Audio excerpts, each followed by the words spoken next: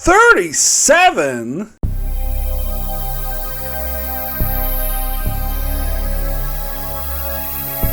Hello and welcome to Enchantment of Eternity's review for The 37s, which is episode 1 of season 2 of Star Trek Voyager. This video is part of a series of videos where I review episodes of Star Trek Voyager one episode at a time. In this particular video, I cover the second season episode, The 37s. So The 37s is the episode in which Voyager comes across a truck from Earth floating in space, and they bring it on board and they use the radio to detect a SOS signal coming from a planet. They follow to a planet which they cannot beam down on, so they land the ship of Voyager instead, and there they discover a bunch of humans from the year 1937 frozen cryogenically in these tubes, and one of them happens to be Emilia Earhart, bringing credence to the theory that she was abducted by aliens. So they unfreeze the frozen caveman lawyers, and Emilia Earhart's navigator has a gun and holds them hostage. Eventually they agree to go out and see Voyager, but then they are ambushed by a group of strange looking people, and which they assume are the aliens that abducted them, and they fight back and come to a truce, only to realize these are in fact humans who are the descendants of other human beings abducted in 1937, but these ones were unfrozen and had descendants.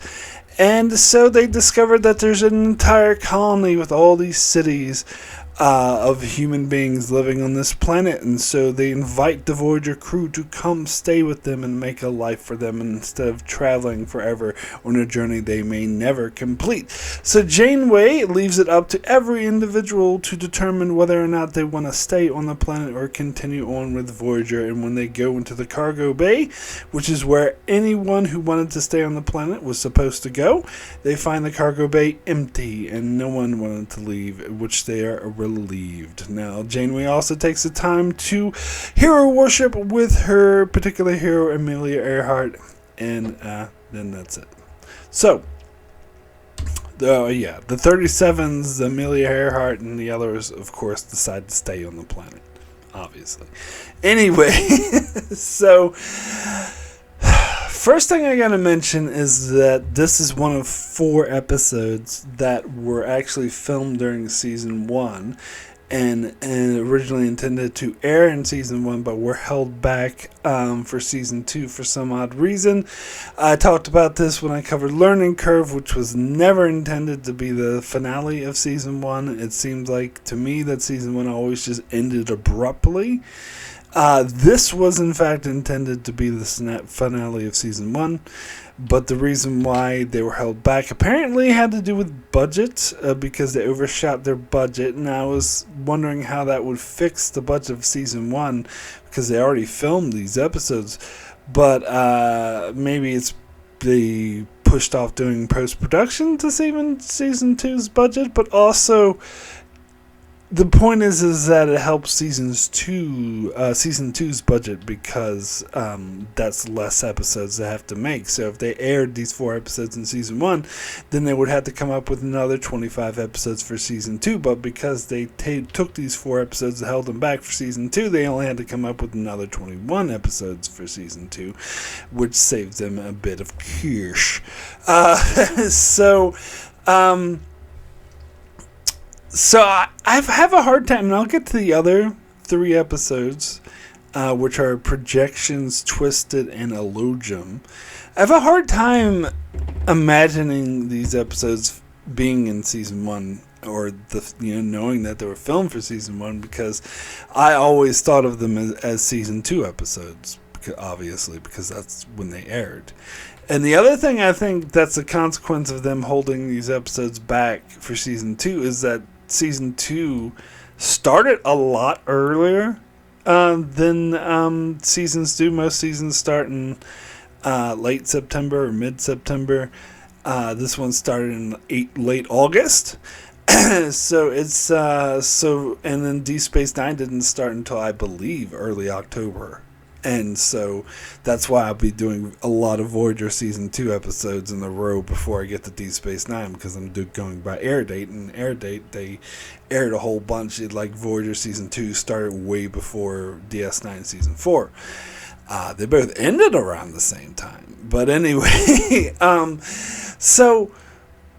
Yeah, I have a hard time imagining, like, thinking of this as a season 1 episode. Because I always thought that they decided, like, during the break, oh, what should we do to make the Voyager, like, more, wacky? What should we do, a wacky thing to wow people with? And, let's make it so Voyager can land! Because none of the other major starships in Star Trek shows, either Enterprise, could actually land on the planet, because it was so awkward. It would just go...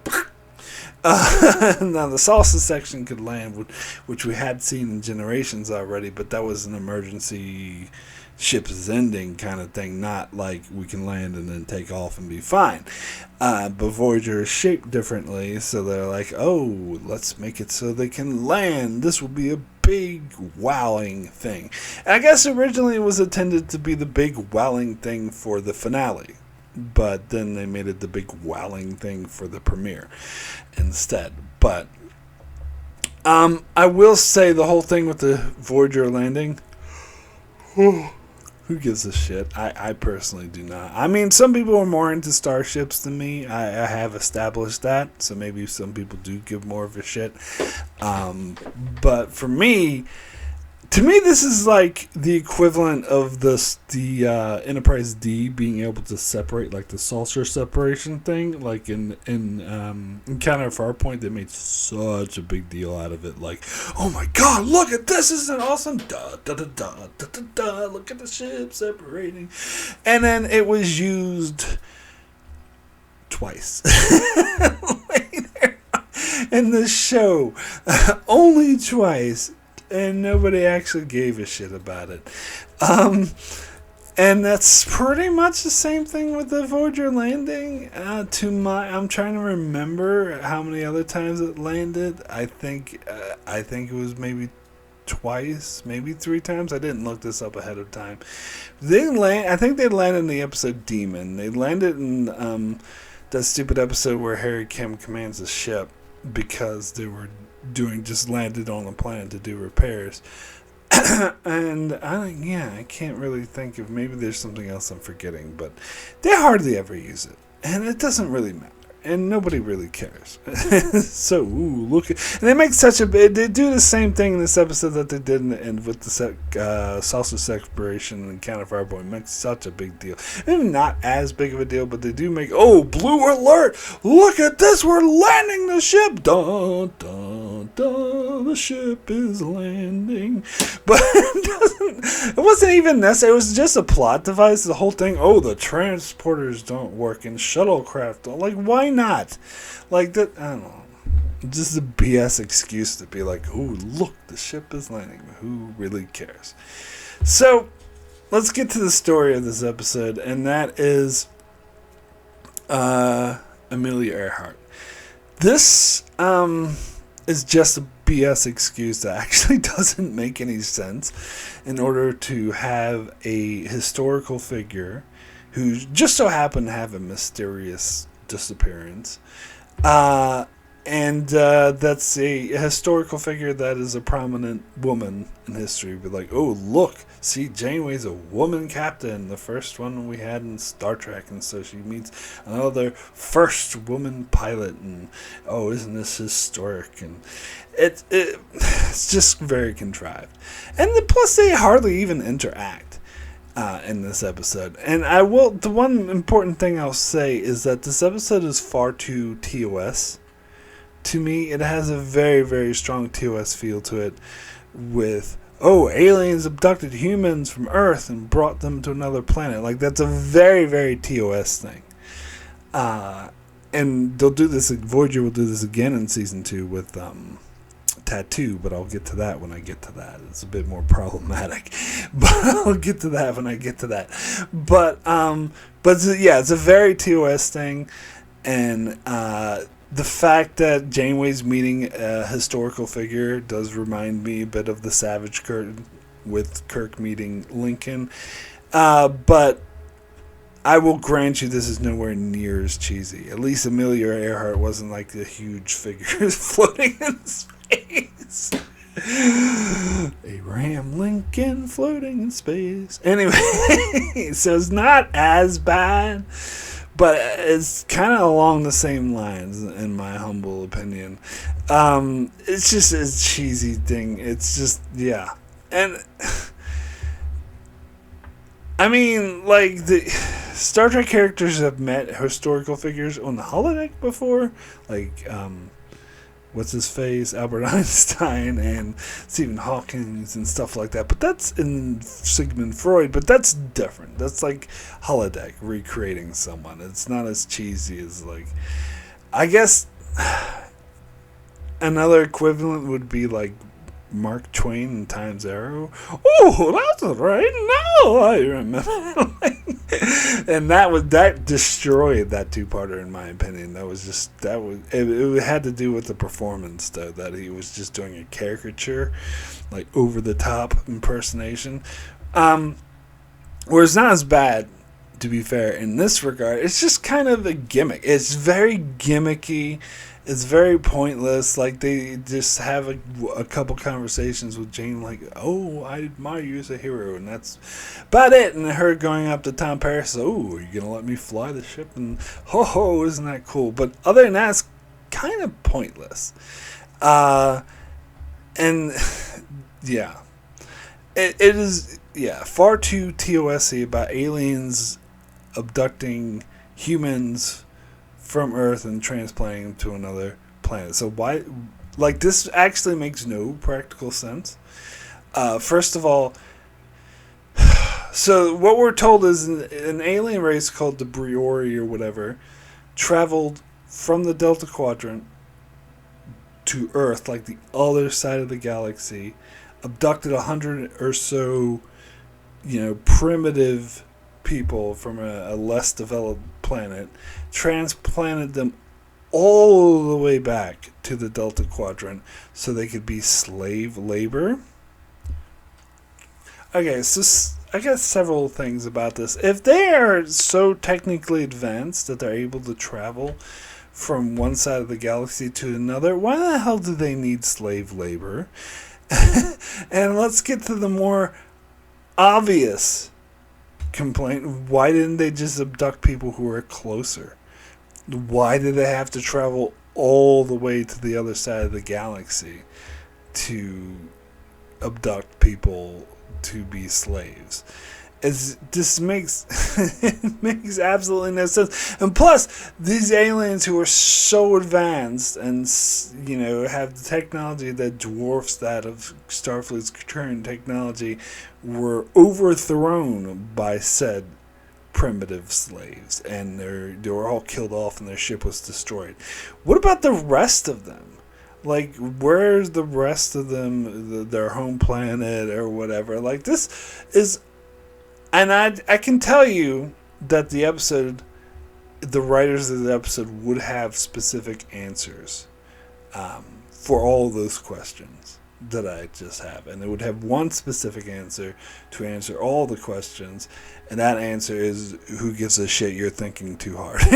Like, so the episode could happen. No, that's the real answer. There's no... It's contrived nonsense. It's just the whole thing is just a BS excuse to be like, ooh, look, it's Emilia Earhart, and it actually doesn't make any logical sense whatsoever. And it feels too TOS-y. Now, all that being said, I'm still willing to go with it because it's kind of interesting that how they interact with these, different people from 1937, and the fact that there's a human colony now in the Delta Quadrant. But they don't really do anything with this plot. So what the episode is kind of takes a hard turn, like after it's like the narrative of the plot is kind of like not very clear. It's kind of doesn't. First there's a BS hostage thing. Well, first is the mystery where this old truck come from. Then it's a BS hostage thing, and then it's they're hanging out on the ship. Isn't this great? And then the episode completely takes a totally different direction. The big dilemma becomes, what if some of the crew stay behind on the planet? So let me address this, because this is the thing that probably pisses me off most about this episode. This is a trope that always bothers the fuck out of me. I know that DS9 did this in the episode The Siege at the start of season 2, where Cisco's like, I'm staying on the station, even though, Bajoran, whatchamacallit, the rebels, or the Circle, let's call them that. The coup is coming to the station to take it over and kick out all Starfleet officers, and we're ordered to leave because we don't want to violate the Prime Directive, but I'm defying orders and staying behind, and anyone who stays with me might be, court-martialed, or could die, and it's a dangerous thing, so I'm not going to order anyone to do it. I'll ask for volunteers, and everyone does it, obviously. This is worse, because in that case, like, the Starfleet crew complement of DS9 was actually a lot smaller. There were only like 12 people in the ops, but I'm sure there's more, like, let's say 30, 40 at least. Whereas Voyager crew is 160, they say, which is still feels like a really small crew. And I guess that's kind of the point, is like, if we lose any of the crew, and they even have Janeway talking to Chakotay about, if any of the crew leave, we might not be able to, if too many of them leave, we might not be able to control, function the ship. Which, when she said that, I'm like, pretty much every show has episodes where, one person by themselves is flying the whole ship.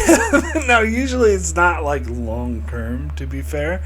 Like later, it happens in Voyager later in season 7, where it's just the Doctor, Chakotay, Harry Kim. Yeah, and it was Neelix? No, Neelix wasn't there. I know, maybe it was Neelix.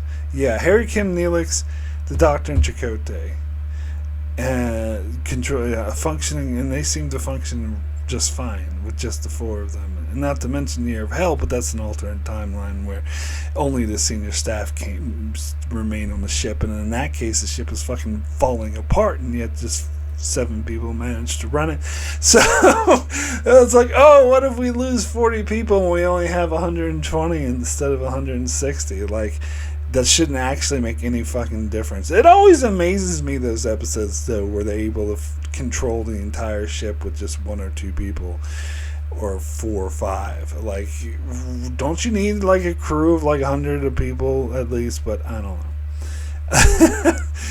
So anyway, they play it off like it's, could be a big deal, where they have, Harry and B'Elanna talking to each other. Well, are you thinking about staying? Oh, well, maybe I might think about staying. And then Chakotay talking to Janeway, being like, this person's definitely going to stay. Random person we've never seen before or heard his name. Well, I think this other random person we never heard of is definitely going to stay. And then they go to the cargo bay, and oh my God, it's so amazing. And nobody's here. It's so amazing that I don't believe it. Like, it is such a weak and dumbass fake out. Like, I hate this cliche in general. I always hate this cliche where, like, we're ask for, volunteers, or does anyone want to stay behind, and nobody stays behind. Bullshit. There'd always be people, and that's what I really, really appreciated about Battlestar Galactica. I think in its finale, or second to last episode towards the end of the show, they were going off to do like a dangerous mission to rescue someone, and they could all die, and it was like super dangerous. And he's like, I asked for volunteers. And guess what? A lot of people didn't fucking volunteer. A lot of people stayed behind. I was like, no thank you. I'd rather not like die. And that's how it should be done. I was so appreciative to that, for defying that stupid ass cliche.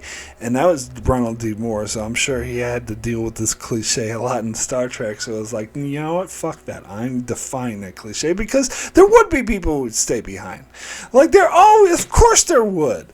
And if they have this, like, apparently, like, 3 beautiful cities, which we don't see because they didn't have the budget for it. No, even matte painting. Couldn't even do a fucking matte painting. But anyway, these beautiful off-screen cities full of human beings, and where they could, make a life for each other and just be like being at home. And they don't have to travel in this dangerous space through a long journey, which they may never even get to the destination. And fucking no one stays. Even those random, never mentioned before ensigns that apparently, they definitely hate the life on here. Well, here's the thing. If we input those ensigns that we meet in the Good Shepherd episode of season 6, which I got a lot of issues. I'm going to rail on that episode when I get to it. But the premise of that episode is there were 4 ensigns in particular who didn't want to be on the ship. They were only meant to be there temporarily. They were just doing it for various reasons. It was supposed to be a temporary assignment. They never intended to be on a starship long term. So why the fuck didn't any of them take the first opportunity to be like, screw y'all, I'm out of here? They absolutely would have. This is yeah, no, that was so bullshit. I know they tried to play it like an emotional, Janeway was almost tearing up, and they're like, oh, this is so great, nobody actually wants to leave, which is bullshit. And of course, all the 37s want to leave because they don't want to have to incorporate Emilia Earhart in the rest of the show, or some random World War II era Japanese soldier. That would be weird trying to integrate that in the show. So of course, all these characters we don't want on the show stay behind, but any of the actual crew, even the random ensigns that we don't know, none of them want to leave. Bullshit. I call major bullshit on this. It was such a control. This whole episode is just a big ball of contrived nonsense. So anyway, I would now like to thank very much my Patreon supporters for supporting me on Patreon. It's very much appreciated. This helped me continue with my channel very much. I'd like to give a big special thanks to Brandon Neil Howes and Jordan Johnson. Thank you so much for your strong support. I'd also like to give a shout out to Tyler Cease, Benjamin Mead, Antarius, Greg Marley, Francisco, Chuck Hooks, Kyrie091, Anthony D. Benedictus, Ricky, Matty Jester, Joe Lavals, Alessandro Miglasio, Norman Buckwald, Stephen Kennedy, Brenton Berg, and Allison Fordyce. Thank you also very, very much for your support. Alright, so we do have a couple of patron comments on this episode. First comment, I believe, is from Kyrie091, who says, the 37s more like the 37s. I get what they were trying to do here. Star Trek does that sometimes, where they try to work themselves into a real world history, like having Quark and Rom be the aliens from Roswell. It's not a very memorable episode. You just remember it as the one with Emilia Earhart, but it doesn't actually matter, and it's not a very good story. I'm surprisingly low on jokes today. Well, that's okay. We all have our off days, Kyrie. But you bring up a good point of Little Green Men, this, which actually comes out shortly after this.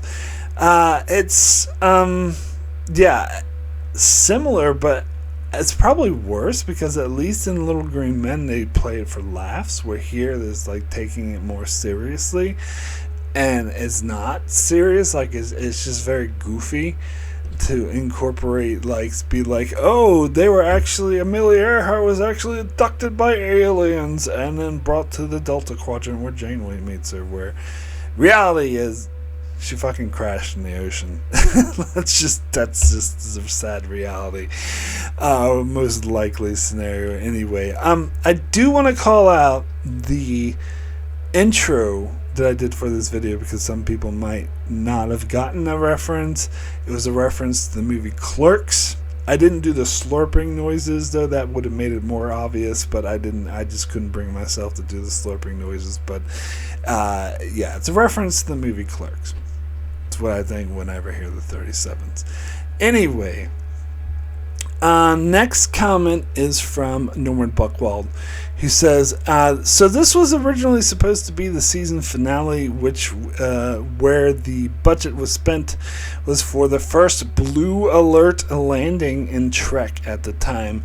No need to see beautiful cities, we'll just be told about them, and for whatever reason we have to believe that the famous missing female air pilot had to wear a name tag like she was working at retail.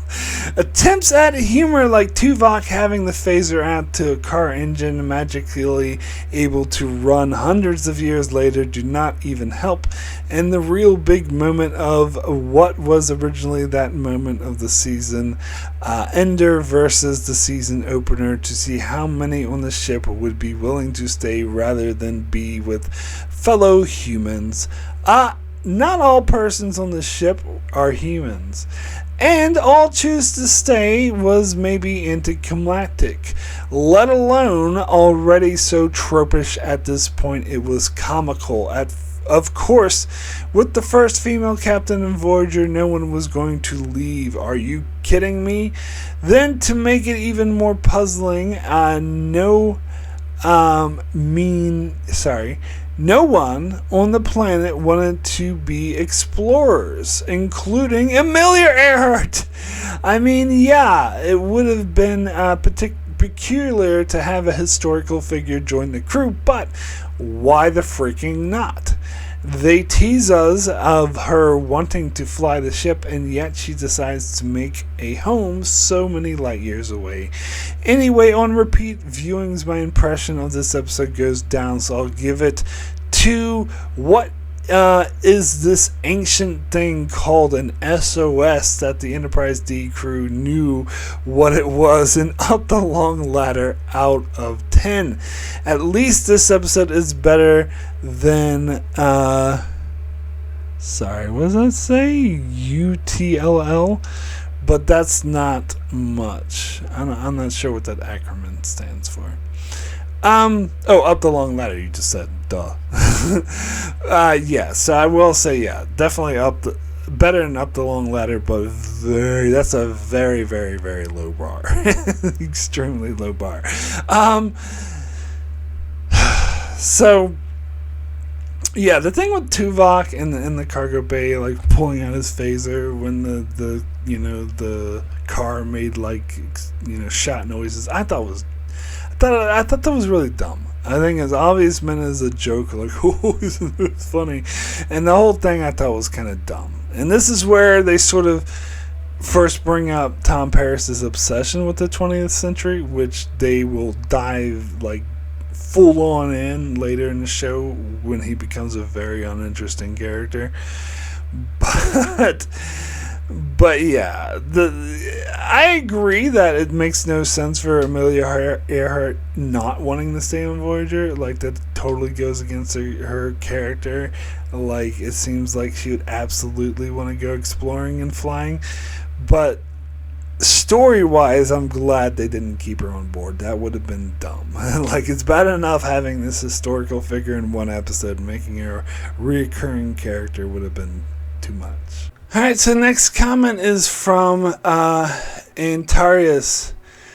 saying, when I watched the episode for the first time, I had never heard about Emilia Earhart, so I thought this was a fictional character. Only a couple of years later, when I listened to a song about her, that I learned that she was indeed a real person. I think it was a good idea to show Voyager's capability to land in this episode and not in the pilot, in my opinion.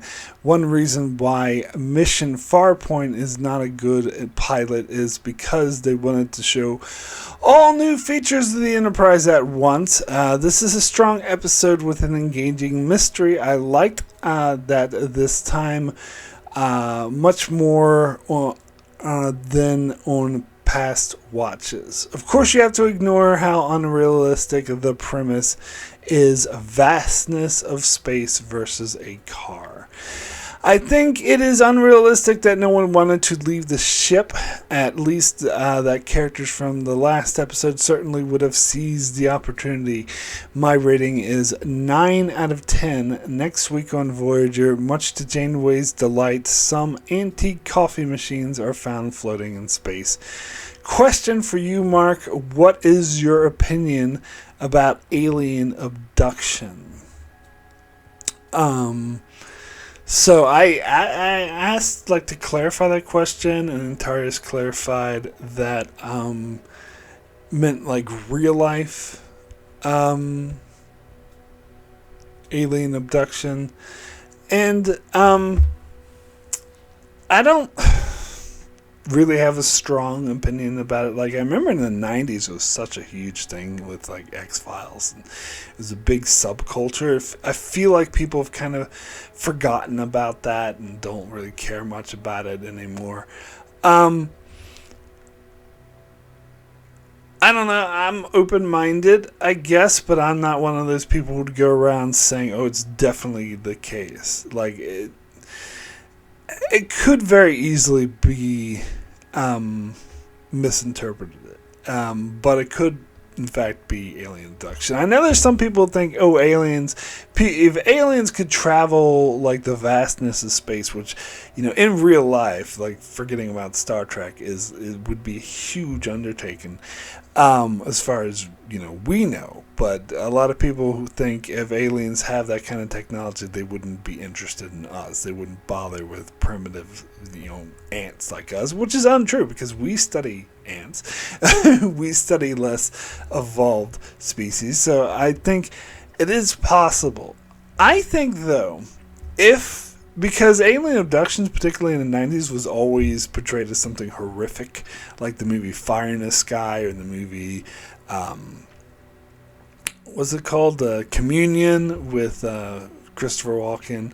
It's always portrayed as a very horrific, scary thing, and the aliens are really fucking with you, and the whole anal probe became a cliche. I don't know how that happened, but I think that if it is the case that there were alien abductions, that they didn't mean any sort of, they weren't aggressive or scary. I think that would just be the misinterpretation of a human being coping with such a unusual experience that it would be scary to them, and so that's how they would interpret it. But again, that's just assuming that these actually happen, which I am not entirely on board. I mean, not dismissive, not saying it definitely didn't happen or definitely did. I'm open-minded, I'll say. Anyway, next comment is from Stephen Kennedy, who says, 70 years from Earth and no one decides to leave Voyager. This hands down is the most unrealistic thing to ever happen in any TV show or movie ever. Just kidding, but it's bloody terrible writing. I wonder, was someone overruled? And Michael Piller saying this, that it's the dumbest idea ever. Of course, some people would leave. If this show was real, there's no chance in hell Voyager would make it home. I love when Trek bring in real-life stories into Star Trek. Some were good, others were not so good. We get the start of Tom Paris's fascination with stuff from the 20th century, specifically cars. I wonder why he is regarded as a great pilot. Answering the Emilia Earhart disappearance, I did like. So my rating is 9. Eugene Tackleberry became chief of police on New Earth out of 10. I don't know if I get that reference. Eugene Tackleberry? I don't know. But anyway, 9 out of 10. Wow, that's a pretty high rating, particularly considering everyone else is giving it a pretty low rating. Although, no, Antares gave it a 9 out of 10 as well, actually. So I guess you're not the only one, but still, that seems pretty high.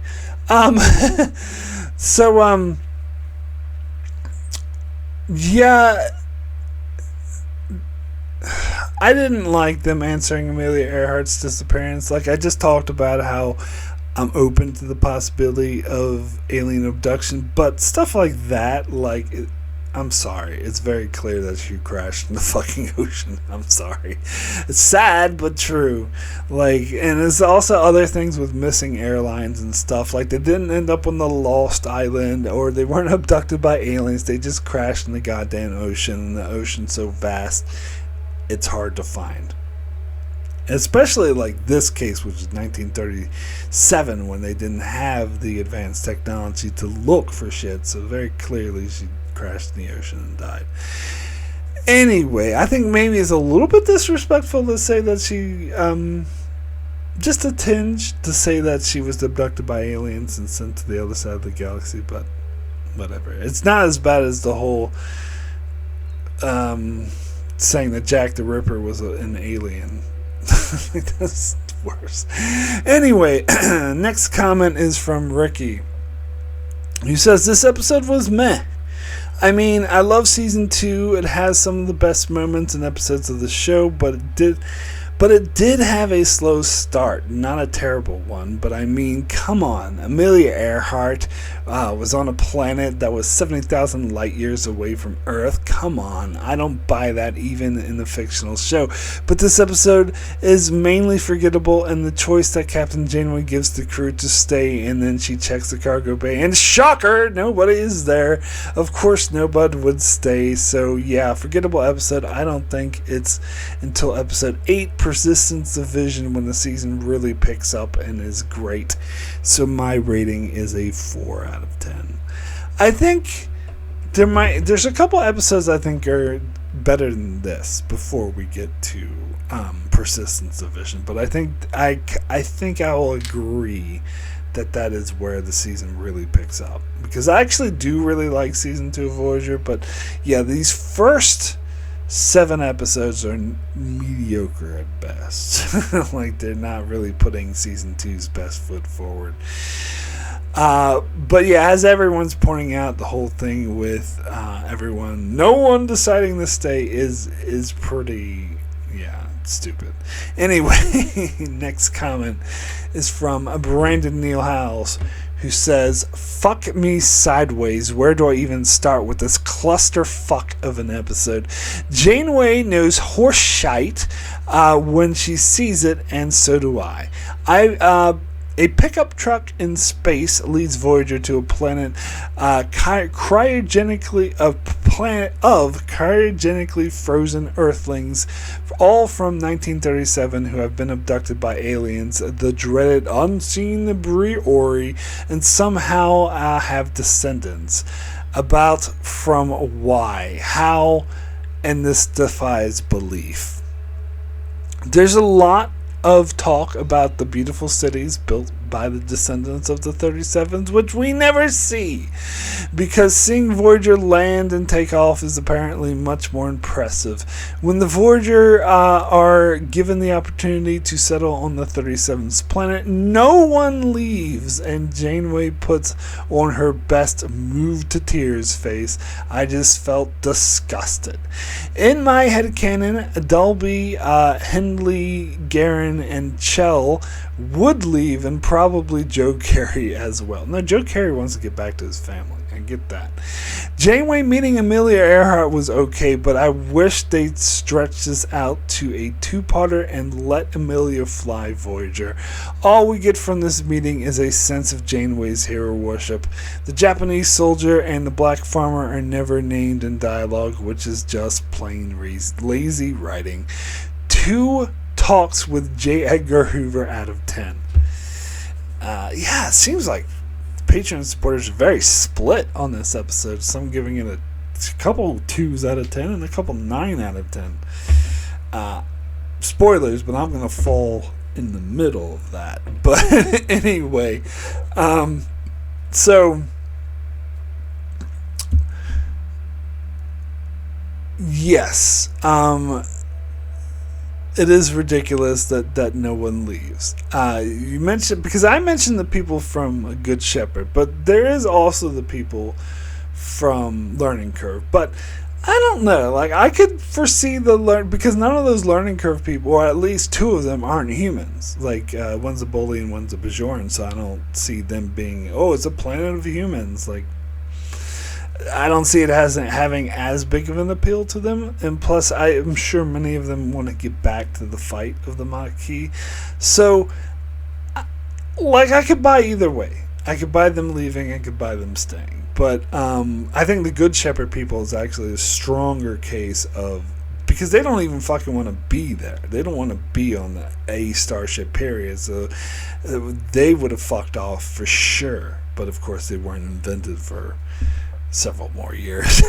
Anyway, God, again, I'm gonna rip that episode to shreds when I get there. But yes, it's having. They don't need to stretch this to a 2-parter. It's bad enough as a 1-parter. Like, I agree that all's Emilia Earhart, like, the only point was to have her be hero worshipped by Janeway, but like they couldn't do anything else with that. Like, I don't know. It's just, it does remind me a lot of the whole Abraham Lincoln thing, because a lot of that was just Kirk hero worshipping him. So it's just dumb to have historical figures pop up in some whatever bullshit. I don't know. It's just dumb. Anyway, yeah, something he said. Joe Carey. I mentioned they mentioned he has a family, so I could see him staying. But yeah, and also he said somehow they have descendants. Well, they do answer that because they say not all of the 37s were frozen. Some people weren't. Some people were unfrozen, and they're the ones who had descendants. But anyway, why would they keep these people in cryogenic? I don't know. They said they think it's because they want to rotate shifts later. But like, how long were they kept as slaves before the revolt happened? I don't know. And the whole thing, like, none of these questions are meant to be answered. It's all just contrived nonsense to do this bullshit. Emilia Earhart premise. But anyway, thank you, patrons, so much for your comments. So, my rating for the 37s out of 10, I think it's going to be a 4. Poor. I think in the past I give this episode a 6, maybe even a 7. But again, analyzing it and thinking about it and really diving deep into it does change my mind. Sometimes for the better, sometimes for the worse. This time it's for the worse, because I noticed how contrived it is and how ridiculous the premise it is, and how it's all just a BS excuse to how, Emilia Earhart, and they don't actually do anything worthwhile. On top of that, they waste time with the whole Voyager landing, which nobody gives a shit about. It's just a big waste of time and money. And then the ending where nobody wants to leave Voyager is nonsense. Absolute. Not only would it have been more realistic if some people wanted to stay behind, it would have been more interesting. Yeah, you had the moment where Janeway was like, I'm tearing up and nobody wants to leave, which is bullshit, because of course some people would want to leave. But also, like, it would have been more interesting, rather than having her tear up of having to deal with the consequences of some people leaving. But you know what? This whole thing, this whole planet of humans living in the Delta Quadrant, never mentioned. Ever, ever, ever again. But, I mean, that's typical Voyager for you, though. Anyway, that is it for my review of the 37s. If you enjoyed this review, please be sure to leave a like, subscribe. That sort of thing helps me out a lot. And if you would really want to support the channel, you could do so by supporting me in Patreon. There's a link in the description below for that. Different rewards for different tiers. I do a series of patron-only videos where I revisit reviews that I've already made, exclusive for patron watchers, and pre-releases and other stuff you can check out if you're interested. So let's see what's coming up next on the channel. So on Thursday will be my review for Initiations, and on Saturday I'll be doing a patron requested video, the best and worst minor aliens of Star Trek The Next Generation. And then after that I'm actually going to be taking a 2-week break. Just need time to deal with real life and to get caught up. So yeah, so the first 2 weeks of June there will be no videos, but I'll be back on June 16th with a review of the Voyager episode Projections. So that's what's coming up on my channel. Be sure to check it out as I continue to cover Star Trek Voyager and Star Trek Deep Space Nine and many other Star Trek videos and other shows as well. So be sure to subscribe so you can keep up with all of that. And thanks a lot for watching.